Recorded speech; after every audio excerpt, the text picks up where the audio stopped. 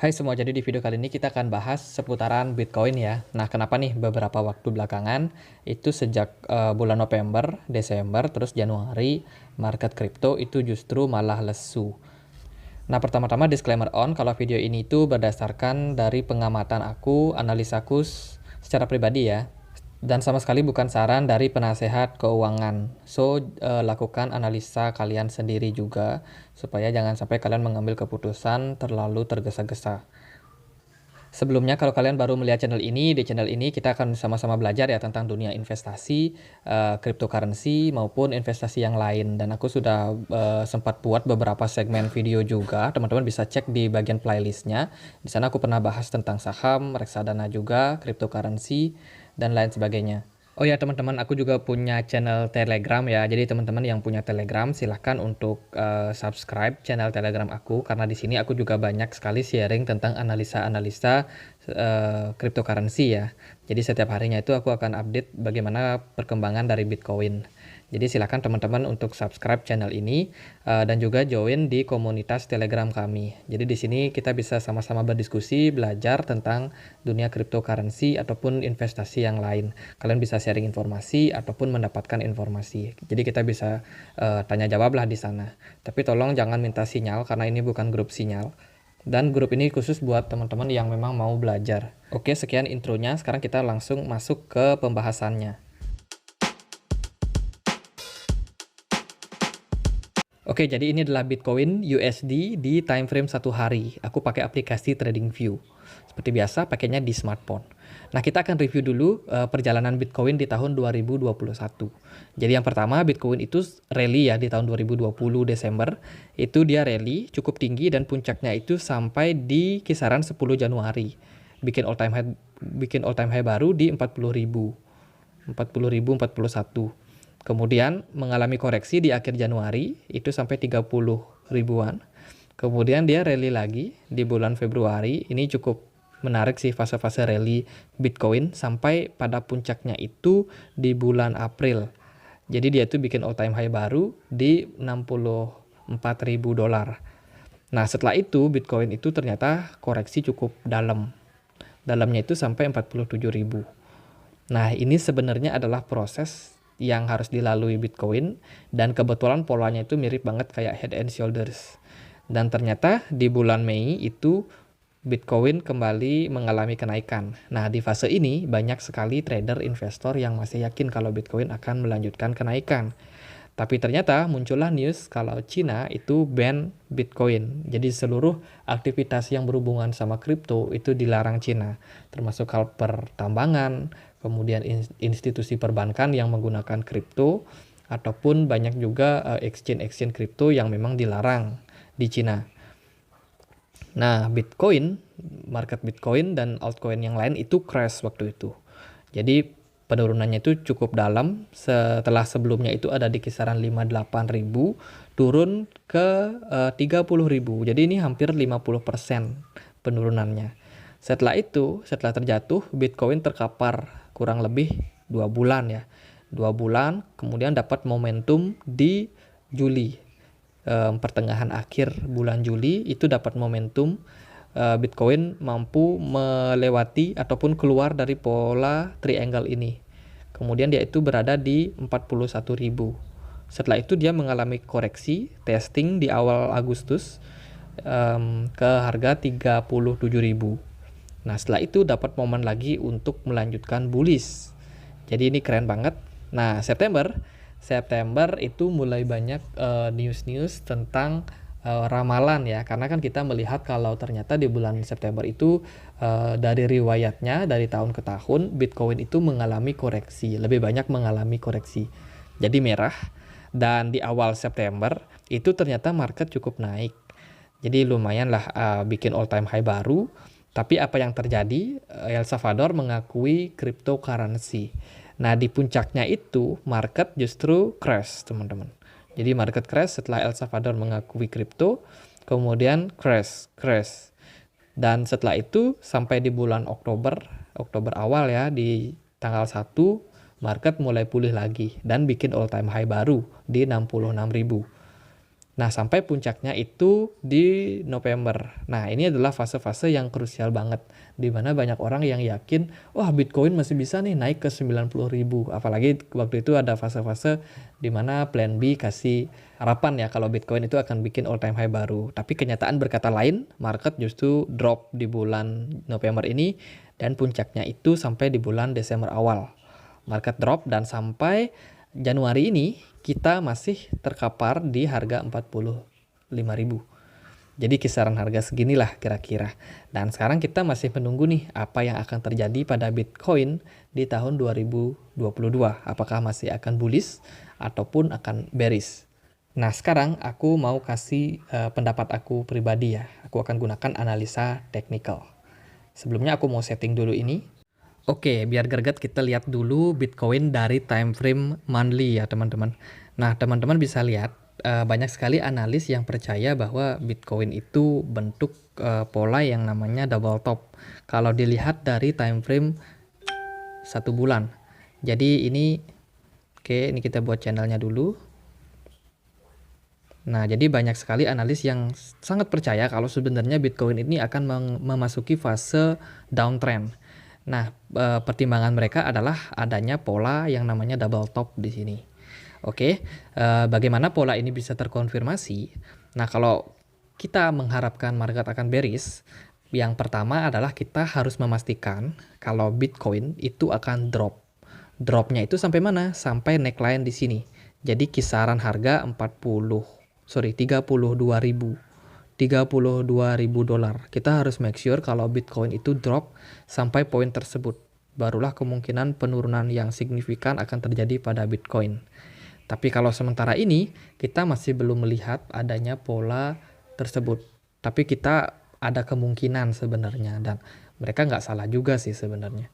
Nah, kalau kita coba perkecil lagi di time frame weekly, apa yang kita bisa lihat?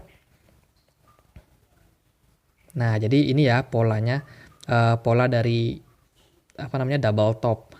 Nah, kalau dilihat dari weekly itu sebenarnya memang Bitcoin ketika di bulan November ini dia itu sudah bikin long stick candle, yang mana long stick candle itu mengalahkan 3 candle sebelumnya, kayak 3 candle hijau sebelumnya, dan memang itu adalah konfirmasi kalau market sebenarnya memang sudah akan turun.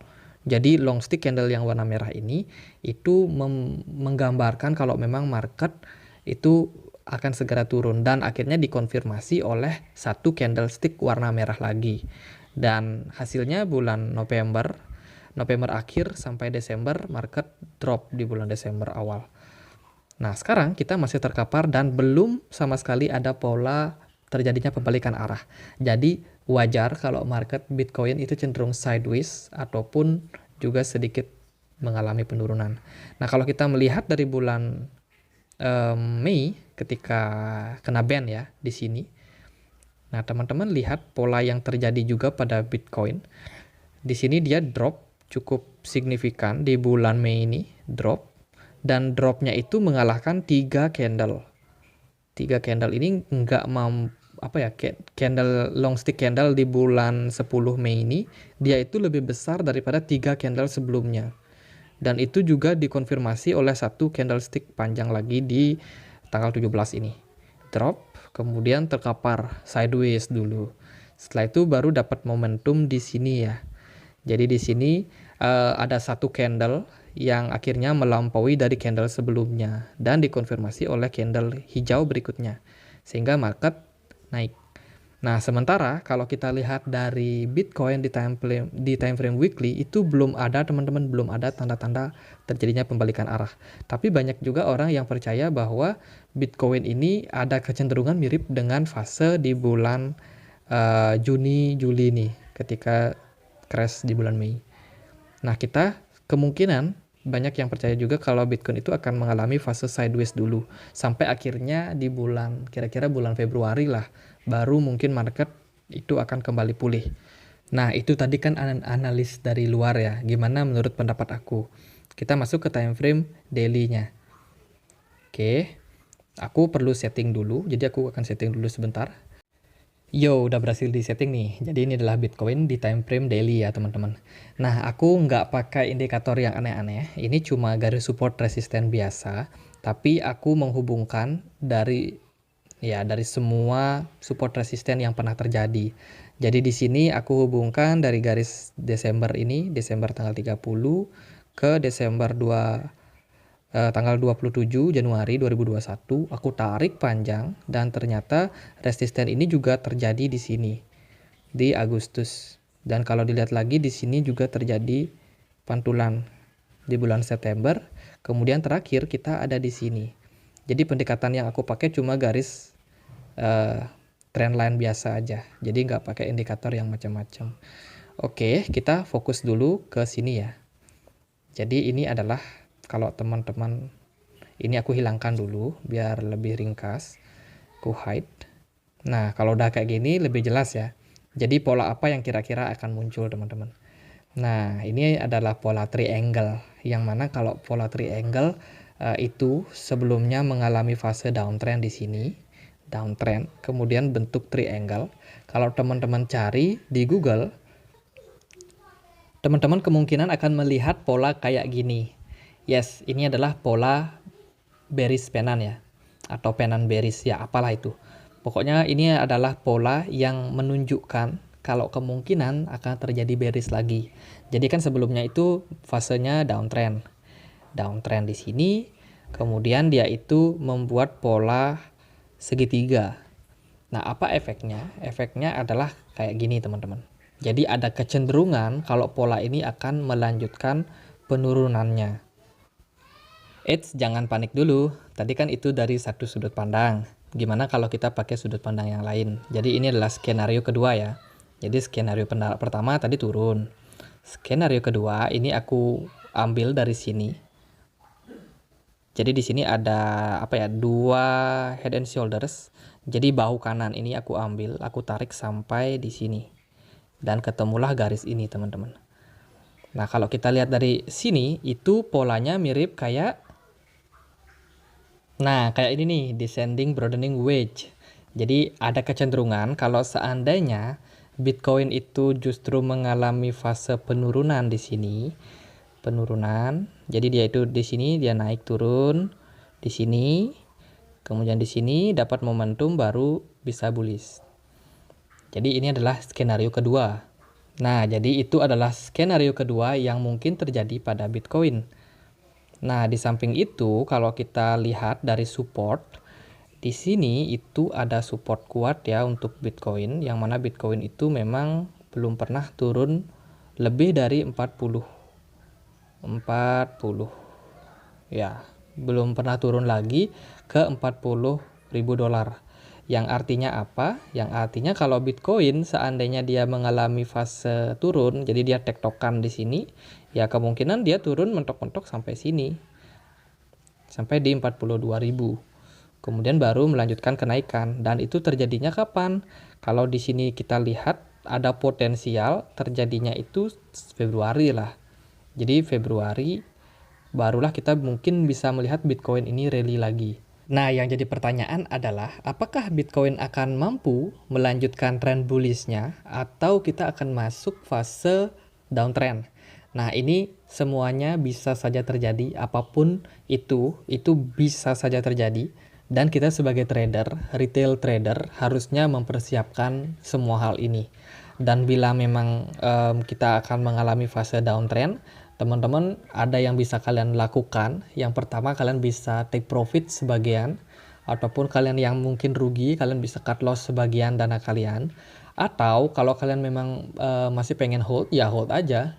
Tapi pastikan kalau koin yang kalian beli itu adalah koin yang bagus. Kripto yang bagus ya, yang punya project bagus di masa depan. Karena biasanya ketika fase bearish terjadi, ini sebenarnya adalah fase seleksi. Jadi seleksi koin ataupun kripto mana saja yang memang punya performa yang bagus. Kripto yang bagus akan kembali naik ke harga awalnya, sebelum dia itu mengalami crash. Tapi koin-koin yang jelek, yang projectnya nggak jelas, biasanya nggak akan naik, teman-teman. Selain itu, kalau kalian memang pengen hold, maka itu berarti kalian harus siap untuk top up lagi di bawah untuk ya floating profit kalian. floating loss kalian, biar nggak terlalu rugi, biar lebih cepat balik modal maksudnya. Waduh, serem ya kalau kita lihat dari analisa teknikalnya. Tapi sekarang marilah kita coba lihat dari news-news yang terjadi. Nah, jadi beberapa waktu di tahun lalu itu kan banyak sekali muncul ya berita kayak MicroStrategy yang borong lagi Bitcoin, karena sebelumnya MicroStrategy sudah membeli Bitcoin jauh-jauh hari sebelum dia booming seperti sekarang ini. Dan kalau dilihat dari news yang lain juga ada CEO Twitter, Jack Dorsey, yang mundur dari Twitter dan mau fokus katanya sama dunia kripto. Kemudian juga kalau kita lihat dari view.id, ini akhir-akhir ini itu ada banyak sekali institusi atau perusahaan yang berbondong-bondong masuk dan menerima cryptocurrency sebagai aset masa depan. Salah satunya itu adalah perusahaan Elon Musk, Tesla, dan juga Square milik Jack Dorsey yang telah berinvestasi pada Bitcoin. Selain itu memang sudah ada investor generasi pertama uang kripto. Jadi ini adalah nama-namanya, jadi sudah banyak sekali orang-orang kaya yang masuk dan berinvestasi di cryptocurrency. Jadi ini sebenarnya bisa jadi pertimbangan juga buat teman-teman dalam melakukan analisa ya, untuk melihat bagaimana kira-kira perkembangan cryptocurrency. Kalau dilihat dari trennya, orang-orang besar aja masuk ke cryptocurrency.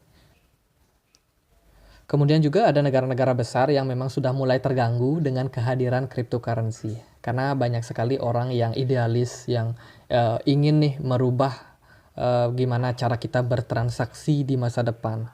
Seperti yang kita tahu kan, kita sekarang mengandalkan uang fiat, yang mana uang fiat itu memang sumber dari banyak krisis ekonomi yang pernah terjadi. Nah, ini tuh menyebabkan uang kertas itu bisa dicetak banyak sekali, sampai jumlahnya itu tidak terbatas sehingga menimbulkan inflasi. Nah, inflasi ini bisa mengundang yang namanya krisis. Jadi sudah terbukti banyak sekali krisis dunia yang pernah terjadi. Dan sekarang banyak negara yang memang merasa terancam karena adanya cryptocurrency ini. Lebih lagi kalau memang cryptocurrency itu menjadi mata uang dunia global, tentunya akan banyak yang nggak setuju.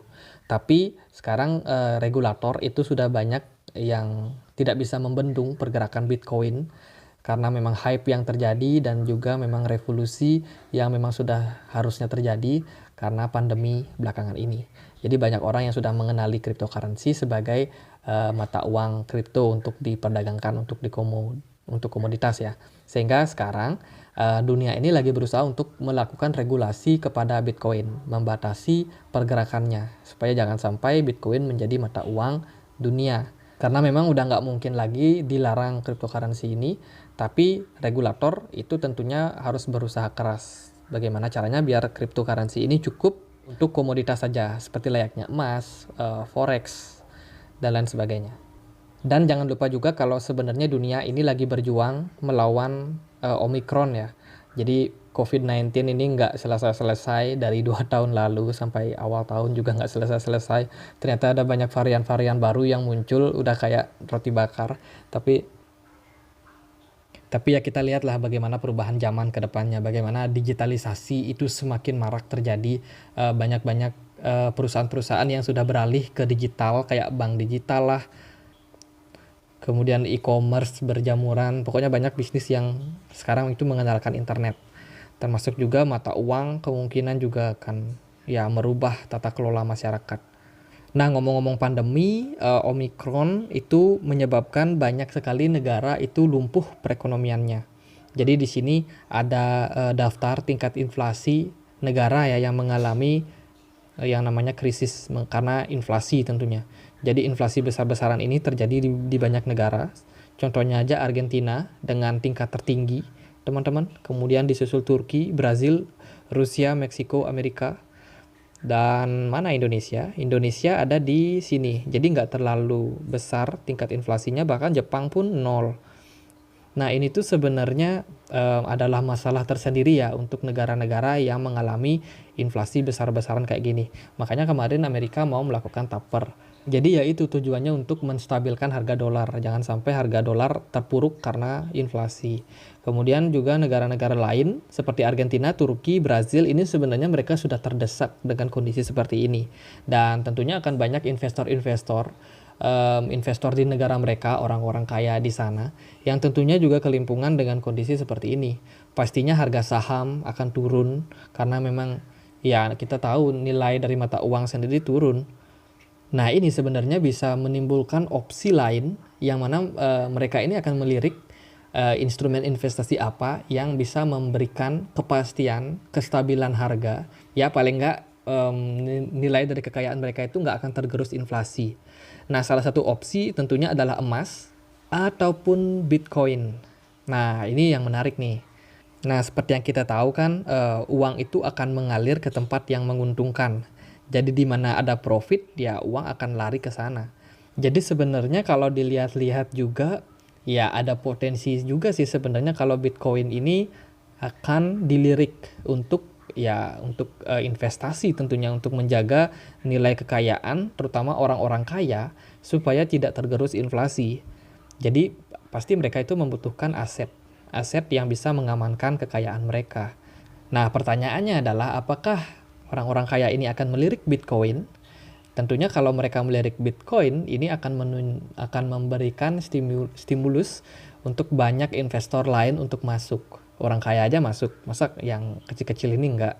So, jadi kesimpulan akhir dari video ini dikembalikan untuk teman-teman ya, apakah kalian yakin kalau Bitcoin ini masih akan naik? Ataupun ternyata Bitcoin ini malah akan turun ya, bentuk bearish pennant kayak tadi. Ataupun dia itu malah bikin descending broadening wedge. Ya kita nggak tahu teman-teman. Tapi yang paling pasti sih kita harus terus pantau kondisi Bitcoin. Mungkin bulan Februari adalah masa penentuan apakah Bitcoin itu akan mengalami fase bullish ataupun bearish. Kita nggak tahu. Yang pasti tetap trading dengan money management yang baik ya. Jadi jangan all in, jangan terlalu agresif ketika fase kayak gini. Oke, sekian aja video kali ini. Kalau kalian suka kontennya, jangan lupa untuk klik like, comment, and subscribe. Join juga di komunitas Telegram kami, supaya kalian bisa mendapatkan update terbaru tentang Bitcoin, serta berdiskusi dengan rekan-rekan kami di sana. Sekian aja, akhir kata saya Andre, makasih.